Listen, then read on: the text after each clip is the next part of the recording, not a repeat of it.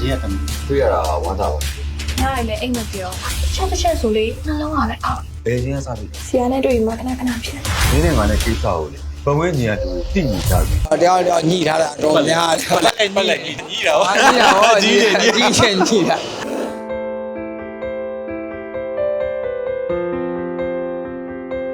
အဲ့ဒါတော့20ရက်နေ့မှာဘယ်လိုညှိမလဲဆိုတော့လာကြည့်မှသိမြင်းမြရဲ့ညထုတ်ကောင်ရဲ့နေကြီးကထုံးပလဲပေါ့လေသူတို့၄ယောက်ကတရားညှိကြတဲ့ကိစ္စပါ ရှင်းနေရပဲ ရှင်းတော့ကြိုက်ပါလေဥသောဒရာမာတွေမကြည့်ကြလို့ရိုက်ပါတယ်ဥသောဒီမော့ဟာတာလဲဟာတာလဲရောက်ပေါ့လေဥသောတော့မျိုးစုံပဲတင်ဆက်ပေးနေရပါဟုတ် ဒါကကျွန်တော်တို့ရိုက်ထားတာက 21 နော်9နှစ်လောက်ရှိပါပြီ9နှစ်လောက်ရှိသွားပြီဆိုတော့ဒုတိယခုရုံးပေးမယ်ဆိုတော့အနည်းကျွန်တော်တို့ပြန်ပြီးတော့ record ပြန်ခေါ်ရတာပေါ့လေကားလည်းဒါပေမဲ့ပြန်နမူနာကြည့်တဲ့အချိန်မှာ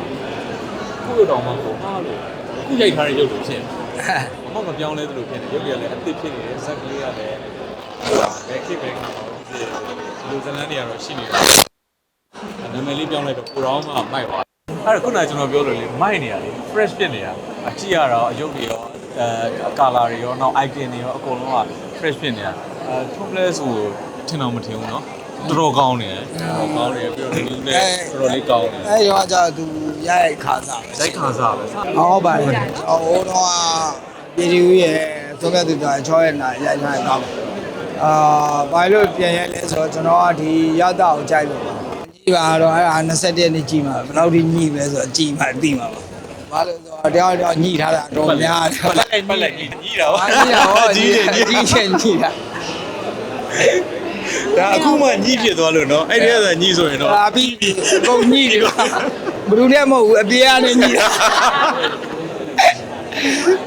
အဖြစ်ပြက်တွေကညှိကျင်စရာဖြစ်ကြတာပါဗျာ ပြောရင်းနဲ့မှပေါ်လာဒီ ညှိကျင်စရာတွေ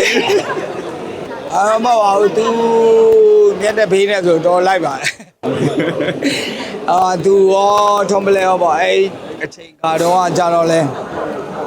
အစားပြီးတော့လို့တဲ့ဟာဆိုတဲ့ခါကြတော့အဆင်ပြေပါတယ်ဒါပေမဲ့ဥသောပြောတဲ့လမ်းကြောင်းတွေမှာသူတို့အကုန်လုံးလုပ်နိုင်ကြပါ